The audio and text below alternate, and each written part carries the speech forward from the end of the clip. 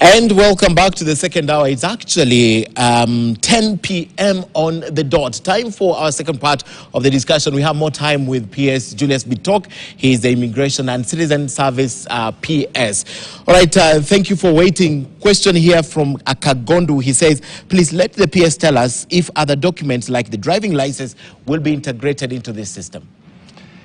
Well, thank you very much, Ken, once again. I want to say that the Maisha ecosystem will be integrated to every database in government. That will be the primary database for all databases in government. And it will be integrated to driving license, it will be integrated to NSSF, NHIF, whatever data is required to name is for children. It will be integrated to every other system within government, to KRA, to all databases within government. Because this will be the primary, this will be the master population register for the Republic of Kenya. So any person living in Kenya, any person working in Kenya will be on that database. Whether they were born here, they turned 18 here, they immigrated, or they are refugees. This will be a master database having different compartments depending on whether you are an immigrant, whether you are a refugee, you will be in that database. So will it mean that, for example, our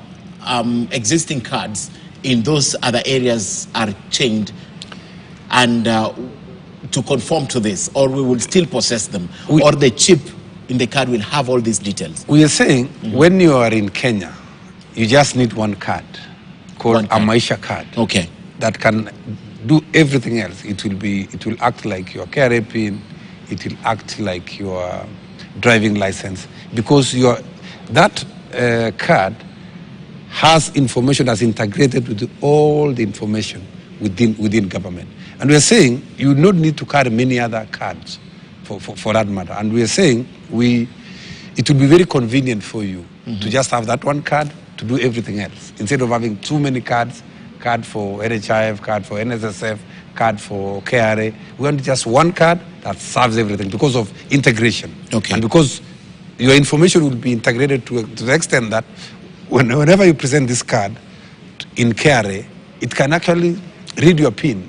And for those guys who have that Maisha number, that Maisha number will be your PIN number. It's same as the PIN we have for KRA right now? Exactly. Okay. For those guys who are... So again, you're telling us we are not changing? We are not changing. Yes. The people who already have PINs and their IDs, we are not changing that. We are saying we are starting progressively with the guys who are turning 18, giving them this new Maisha number, which will act as their KRA PIN and acts as their ID number. It acts as their everything. Okay. It will be equivalent to what the US called Social Security number. I'm wondering, because this is a pilot, and I know one of the things you said during that launch is you want to see how this pans out, if it's viable. But from the way you were talking, this is something you've well thought about. Are you just being checked in terms of what you're saying, just in case this fails, or you're sure this is going to work for you?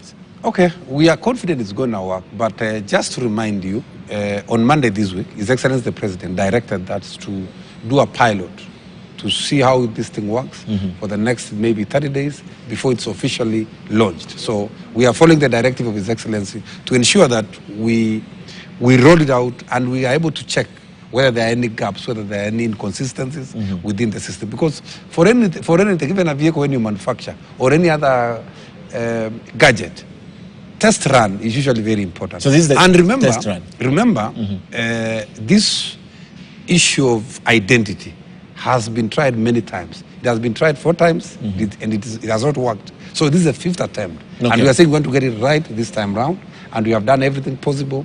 We have consulted widely. We have gotten partners like UNDP who are partnering with us to give us technical advice. And not financial? Technical advice. Technical? Yes, okay. Technical and advisory that is required to ensure that we roll out this thing in the right way. You know, UNDP has done it for many countries, more than 25 countries. They have a lot of experience. They have so many experts in different areas on identity, and we are relying on them to help us roll out this. PS Kenyans don't like things that are forced down their throat. Is this thing compulsory? Well, is Maisha number compulsory? Let me say that Maisha number is important, and we are saying that Kenyans don't like things being forced on them. But I'm happy to report that we have been able to conduct 814 public participation forums around the country including civil society, including the media, including the private sector, religious groups. We have really engaged extensively. And using, of course, our network of national government administration officers. In every sub-county, there must be at least 1 or 2 forums to educate the public, to explain to them. And we've been doing that for the last 6 months to ensure that the product, or rather this Maisha number, is received well on the ground. Okay. And I'm saying it is a very important thing. You see, if you have the second generation ID and you need the third generation ID, the Maisha card, it will be very convenient for you to have the more advanced, more secure card than to retain the second generation, which has limitations in terms of security, in terms of compatibility with other databases. So it's in the interest of fellow Kenyans that we have this third generation ID. Although we are saying we are not beginning by asking Kenyans to register, but we are saying we are rolling out, starting with those guys who are turning 18 and those guys who need replacements. And those people who are getting bored. My question is, today we will not have a directive saying, a policy directive saying, you have 6 months to conform. Well, as I've said, the benefits of this third generation, this Maisha card, really are much outweigh the cost. So to the extent that it is in the interest of Kenyans to say, we need this thing. So it is actually more or less demand or need driven. You see, for example, I want to give you a very simple example. You have a small car here, and you have a notion of having a bigger car with a four-wheel drive. I don't want to go to the brands. And somebody is telling you, why don't you leave this small car, which cannot navigate the terrains, and get to the bigger car, which is more convenient, more comfortable? You will, of course, go for a more comfortable car. And that is same. If you're not asking them to add money to foot the bill of getting... Probably, yeah, for the same cost, you'll go for, of course, for a better product. In this case, I'm saying, this third generation, this Maisha card, is a better product. It's a product which has more security features. It meets international standards. It will enable you to access government services more conveniently. So why would you want to stick to... Yes, you're not telling me if this is a must or not. Well, it's not, it is, I would not want to use the words must or not must. It is a better option. Let me put it that way. You're not telling me. So you choose for yourself. You stick to the old, or you transition to the latest, based on the latest technology. Remember, the second generation card is using a technology that was created 30 years ago. So it's obsolete technology. These are more modern technology. Yes. So would you prefer to use something that was designed 30 years ago or something that is designed in 2023? The answer is obvious. You'll go for the latest technology, something that was designed for this age, for government services on the platform, for e-citizen services, and many other convenient things. Will you be asking Kenyans to give their biometrics for this particular? Well, the answer is no. We are not going to ask Kenyans to give biometrics afresh for this third generation ID or for Maisha card, or because we already have the data of Kenyans. We are saying we are building on the existing infrastructure, on the existing databases. So we are not going to ask anybody to come for fresh biometrics in any case. We are only saying we are going to use the data that is already in NRB, and we have combined actually. Even the data that was captured during Huduma. We have the entire database now, a consolidated database that we are going to utilize for this new project. Huduma number did not take iris. The president spoke about the iris print. Well, yes, I'm saying that the iris, as you're aware, is the latest of the latest technologies that you capture.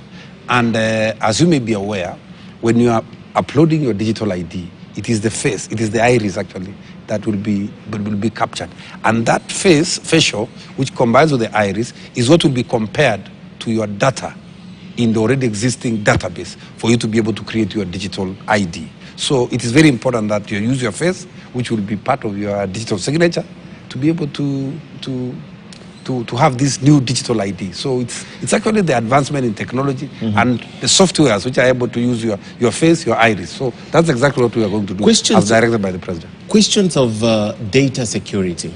How do you handle it? I know this is not part of this, is a separate division of the government, but questions of data security for me, giving all that data. You know, the other day I was having argument with some friends of mine about this, and they said, no, we can't give our iris, we can't do this. Ask them, but you are at the airport and you're already taking, Exactly. they're already doing this. So the questions of data security on this. Well, I want to say that, Ken, we have been working very closely with the Data Protection Commissioner, or rather Data Commissioner, who is part of, from the Ministry of ICT. As you may be aware already, this is a multi-agency project. We have been working very closely, Ministry of Interior, Ministry of ICT, National Treasury, KRA, Ministry of Health, Ministry of Education, to come up with this product.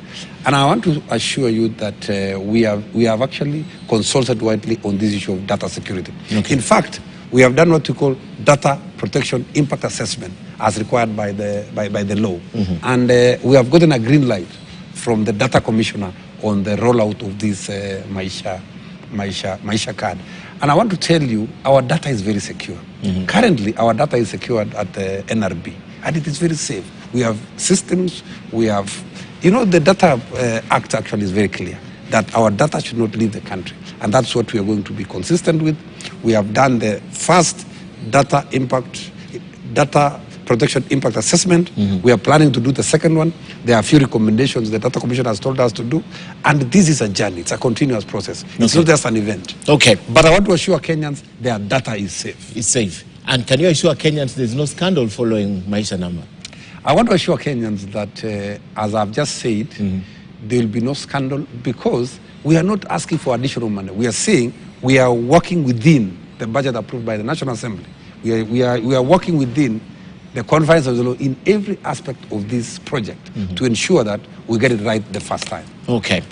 Away from that, I think we've exhausted, unless you have something to say about that. I'd really like to go into an area that I know is core and you sit right there. When are we getting our passports? Well, before we go to our passports, you asked me to say something. Yes, I want to tell Kenyans that we have produced this booklet, which has the frequently asked questions. We have produced 100,000 of them, that anybody who wants to read more about Maisha Number, Maisha Card, Maisha Digital ID, Master Integrated Database, we have all the frequently asked questions, including the question you have just asked me about the differences between Maisha Card and Maisha and Huduma Number, and all the other questions, all the other gray areas. And this booklet has been developed from our engagements with the public. As I've told you, we have had more than 814 public participation forums, which continue actually. We have said, even as we do the pilot rollout as directed by His Excellency the President, we are saying we'll continue actually rolling out, engaging more, so that the public really understand that this is in their interest and is for public good. If I may also say again that during the ID for Africa conference, which we had in May, that was opened by His Excellency, it was very clear that as Kenya, we are lagging behind because of challenges with Huduma and so on, in issues to do with digital ID. Most African countries have actually moved. For example, 2 months ago, Nigeria was launching their digital ID. So we are actually in the right course in as far as implementation is concerned. Also, we have this another version of these frequently asked questions for those people who have disabilities. This is graded. Yeah. So we have also made enough copies of this so that every Kenyan can get access to these frequently asked questions about Maisha Number. I think that brings us to... I have a question. Yes. I mean, you're going digital with digital IDs and you're printing hard copies. Well, we are printing because, as you know, we have different versions of this. I came with this one only for demonstration purposes. So I can get that online? This one is online. Okay. You can get it on your WhatsApp. Okay. Even right now. Okay. You can get it on WhatsApp. If my phone was on, I can send you right now because we have also the virtual version of these documents. Okay. Now, let's come back now to when I'm getting my passport. When you are getting your passport. Yes. I want to say that I'm happy to report, Ken, that we have worked so hard to clear the backlog of passports. We had almost 200,000 passports backlog in the Department of Immigration. But right now, I'm happy to inform the country that we have worked hard. We have produced more than 180,000. Right now, we have less than 20,000 backlog in immigration. And we are actually in the process of completing the entire backlog. And a month ago, or rather 5 weeks ago, the Minister for Interior, Professor Kindiki, commissioned an RRI to deliver 87,000 passports that had been printed and were in the immigration department. And for the last 5 weeks, we have been doing that. We have been able to issue more than 70,000 out of the 87 in the last under RRI. Under RRI. And I'm also happy to report that right now, as we speak, by last week Friday, we had 70,000 in stock in the countrywide, in all our 7 branches: Mombasa, Embu, Kisii, Eldoret, Kisumu. And we are doing everything possible to ensure that Kenyans get passports on time. Right now, when you apply for your passport, you should be able to get it within maximum 14 days. 14 days, that's 2 weeks. That's 2 weeks. And that is what our service says. 32 pages or any page you want. Any page you want. Any page, because there was a restriction about the number of pages. Yes. In fact, getting 32 was the most difficult, the list. But now my question regarding this is 180, I would say is impressive against the backlog. But the other question is, from where you sit and honestly, PS, wasn't this engineered to benefit some people, especially the cartels that were based at Nyayo House? Is it just not prudent for the government to admit that this artificial shortage, because there's nothing that has changed, machine breakdown, lack of booklets and all those things, I mean, suddenly we have them and you are telling me you have printed. Was it not engineered to ensure that some cartels at Nyayo House benefit from this? Okay, Ken, let me put it this way, that there's a history for this. One of the issues that gave us this challenge, there are 2 issues. One, when we took over the government last year, there was a delay in the signing of contract for supply of booklets. And that delayed really until the new government came in place. So there was a delay by about close to 6-8 months. Okay. That really created a lot of backlog, because the lead time to produce a passport is 6 to 9 months. So you must really order way in advance. That is one problem that we had. 6 to 9 minutes. 6 to 9 months. When you order now, 6 to 9 months is when you are able to get the booklets. Okay. That is one problem. The other major problem, of course, was COVID-19. Many countries in the world now have a serious shortage of passport booklets, because during the COVID-19, when there was no travel completely, there are many companies which produce passports that closed down. So creating a major problem, which we are still now, with many companies now and many countries. If you ask many countries in Africa, Asia, and even in Europe, they are struggling with this problem of backlog. So it's not a local problem. Okay. It's an international problem that was created by COVID-19. Because you remember, during COVID-19, there was no travel for almost 2 years. And you see, the companies that were producing travel documents had to close down because it was a crisis. And now, to bring back some of those companies has taken quite a lot of time. So that is one of the challenges that we had, compounded by the fact that the previous government delayed in signing the contract, then it made things complicated and created the backlog. So it was never on our part deliberate, but we have done everything possible. And I want to assure Kenyans, moving forward, the minister has directed that within 7 days, we should be able to get our passports. And I want to assure the country that that is what we are working towards. So is it 7 or 14? Currently, the service charter says within 14 days. 14 days, yes. But we have given ourselves a more tighter target. Okay, of that 7, 1 week. By next year, within 1 week, you should be able there to should be no reason. Because, why am I saying so? Because we have already ordered new 2 printers. You're right. That are very efficient. Modern technology, new printers, efficient. We have now ordered also more than 600,000 booklets, and we are going to do it actually way in advance, 9 months in advance. You'll be ordering books. We shall be ordering books. So there should be no reason why Kenyans should. Do you print only from Nairobi or even from the regions, Eldoret and Kisumu? Currently, the printing is central, right? We're doing it from Nairobi. Okay. But we are saying going forward, it's possible really to even develop it further, because the government, the current government, is really committed to ensuring that we take citizen services even closer to the people. Okay. The other issue that has come up is why then was the government accepting money if they knew that our passports were going to delay?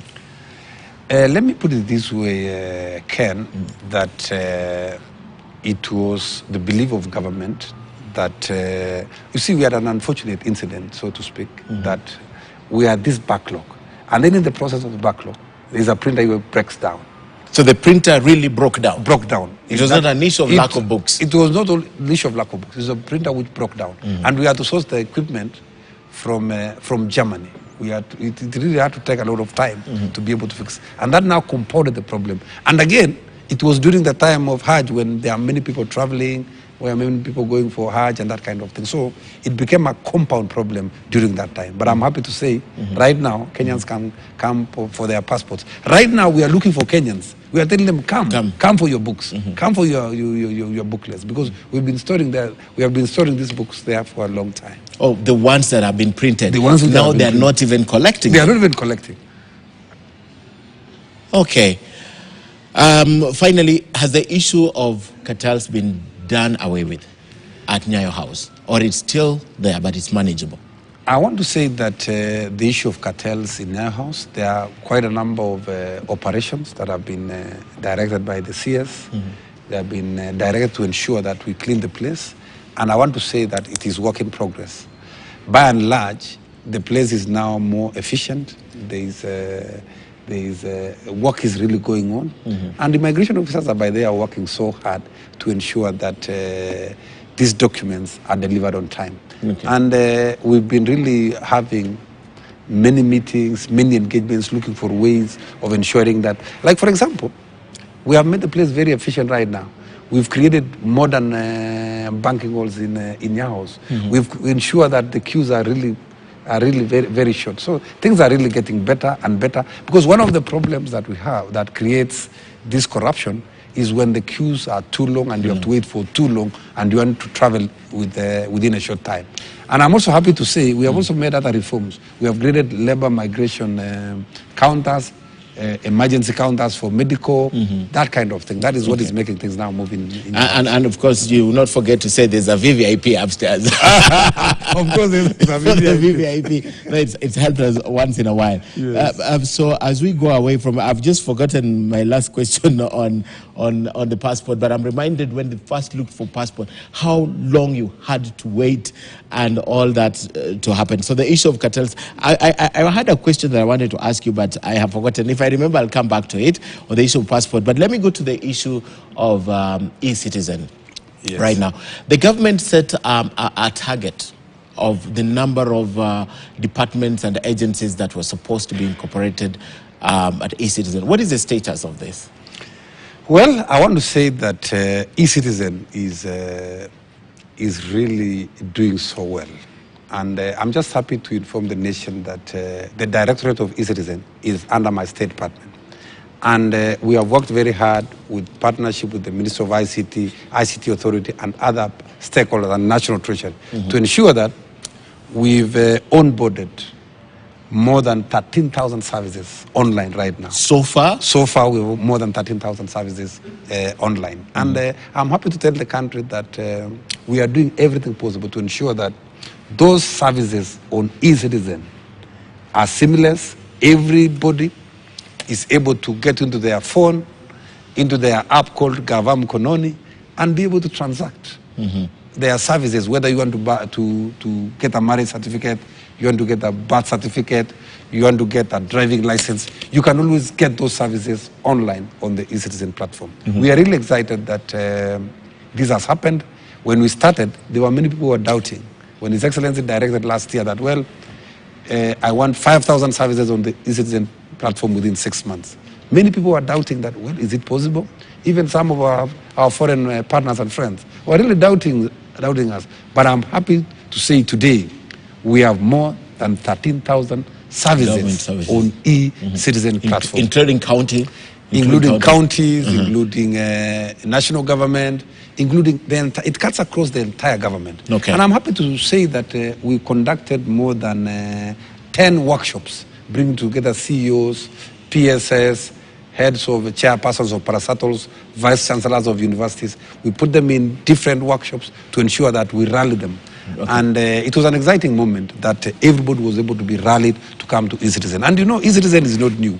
E-citizen was introduced in Kenya in 2014. So and we had only 390 services for the longest period. Now you can see we have moved from 390 services. Now we are at 13,000 services, and we have also closed all the pay bills across the government, except a few which were exempted because of technicalities here and there, and it has taken time to integrate them.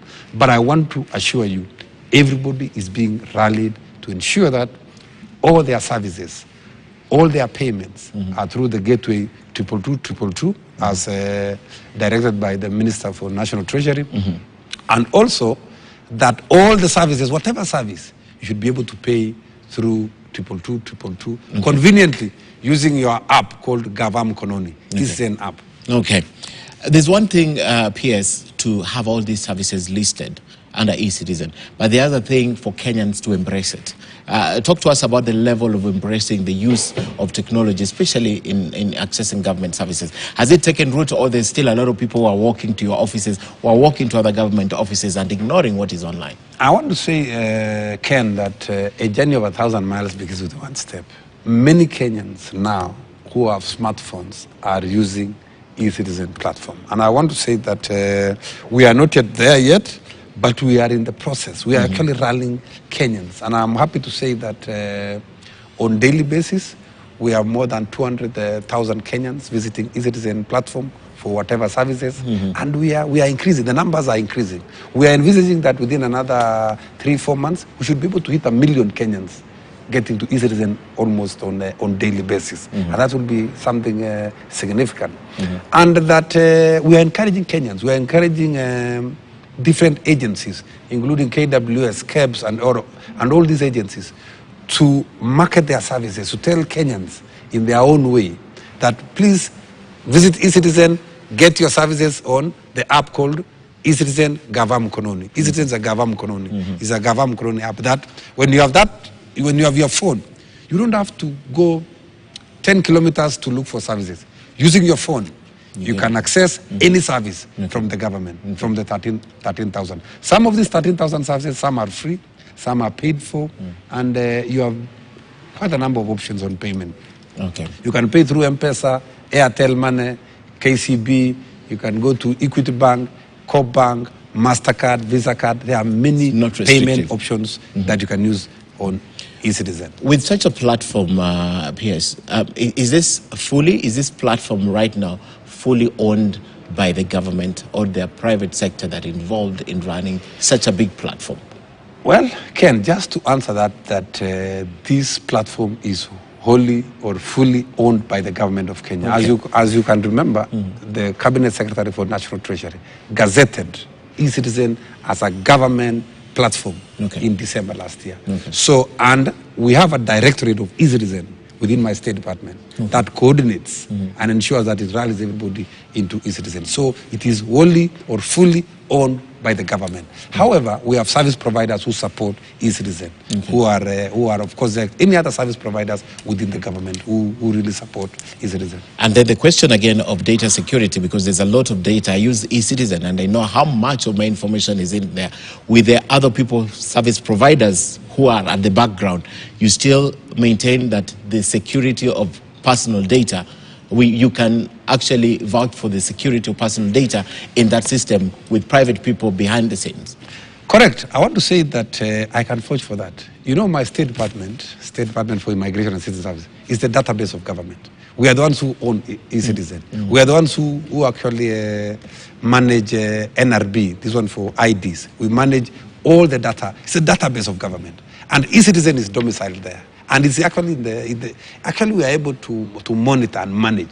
And I don't see why Kenyans should worry about this, because we are in compliance to all laws, requirements that govern data protection in this country. So I want to assure Kenyans their data is safe in the Ministry of Interior, and that none of their data can leak out in any way. And that just like any other service providers for any agencies, whether you are talking about KRA, whether you are talking about NHIF, whether you are talking about whatever agencies, there are usually people who support from the private sector. And it's the way it is all over the world. Okay. We are running out of your time, but I have to ask you this. I've just remembered the question I wanted to ask you. Okay. A few weeks ago, or a month or two ago, there was this topic that was trending about the usage of airport, that only Kenyan citizens are allowed to move through Jomo Kenyatta International Airport to the third destination. So if you're moving to a third destination, unless you're a Kenyan citizen, it makes a second destination. So if you're Ugandan, you'll be told to go back to Uganda at Entebbe or whatever to get a flight to that other country. Was this a government directive, or it was just happening? Because there's a lot of people who are talking about being returned at the airport, including videos on social media that someone was at the counter and was told, if you're a Tanzanian, you can't take your flight from here to somewhere. You go back to your country and take it. Was it government policy, or what was behind this? I think there was a misconception about that clip which went viral. But as a government of Kenya, we stick to the immigration rules as much as possible. You know, entry to any country, it depends on that country. And there are quite a number of people who have been returned before, who have, not necessarily who have transited. There are many people who transit from Jomo Kenyatta. But there are certain requirements that are needed before you transit to a third country, because that third country usually communicates with the islands and sometimes deny you entry to get into that country. So there was a little bit of a misconception about that issue. But our immigration officers were trying their best, although they didn't communicate well on that issue. They were trying to pass a message, but in a very unfortunate way. But the whole idea was the country the person was transited to was not ready to receive that person. But I want to say, on almost yearly basis, there are more than 6-7 million people who are transiting from Jomo Kenyatta. So it is never a government policy that we refuse people to transit from the airport. But it was that miscommunication. And the fact that the third country with the person was going was not willing to receive that person. Because if the immigration officer had allowed that person to go, that country would have returned that person. And that would have been very unfortunate. So it became really unfortunate that it was happening in Jomo Kenyatta. It happens in every other airport, that there are people who are being told, denied to travel to a third country because of one or two other reasons that country could be knowing. And that is usually what happens in many of these airports. But it was unfortunate that... So this was an isolated case? It was an isolated case. It's not officially... It is not official. You cannot go to a third country. We deny people. Because there are many people who are transiting, whether they are going to EAC region, or they are going to West Africa, and they are coming from Middle East, or they are coming from Europe, or they are coming from whatever place. They keep on transiting from here. By the way, we receive more than 7 million people using our airport every day. This was just a special, isolated case, which it was really not unfortunate because it pointed a very negative picture on our immigration. But we're saying we apologize to Kenyans and all stakeholders for that unfortunate incident. Okay. It was the right thing to do, but it was conducted in the wrong way. Okay. So if anyone from any other country has their documents proper, JKI is okay to receive you. Anytime. You know, JKI is a regional hub for East and Central Africa. And there are many persons going to DRC, going to Rwanda, going to Malawi, Mozambique, all over.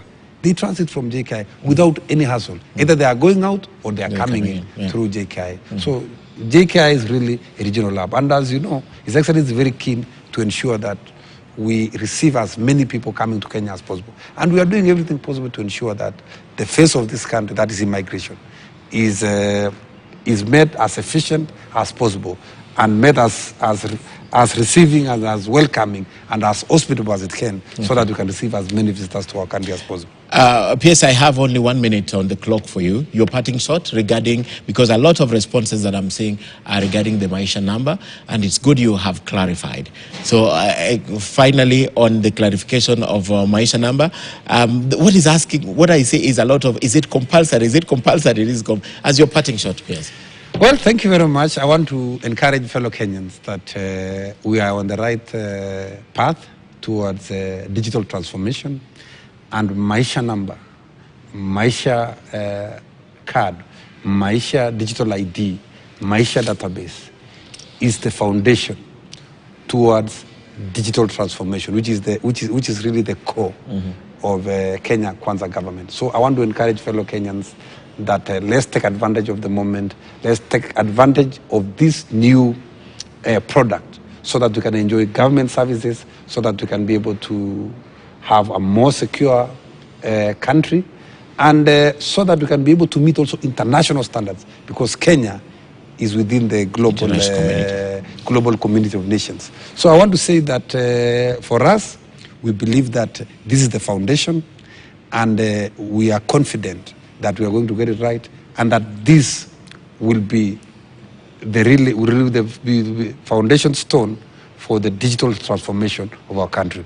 So let's come out, take Maisha number, let's stop asking questions, let's read this book. We have to ask questions. And let us questions. embrace the new technology. Okay. Because what is driving the world right now is technology. As you know, initially we were talking about agrarian revolution. Then we came to industrial revolution. Right now, we are in technological transformation. And we are saying Maisha number, Maisha card, Maisha digital, Maisha database are the products that will take us to the next level in terms of service delivery, in terms of revenue collection, in terms of ensuring that every citizen of Kenya is able to feel what the government is doing for them. Thank you. I hope, yes, tonight whoever is watching has gotten to know more, because I have learned about Maisha number tonight. So thank you very much for coming to share this perspective with us. Thank you. Asante sana. PS Julius Bitok, Immigration and Citizen Services. Actually, he works for you as a citizen. So asante sana for coming tonight. And as I let him go, let's talk about the battle for Nakuru War Memorial Hospital, which is far from over after court order reversed the move by the county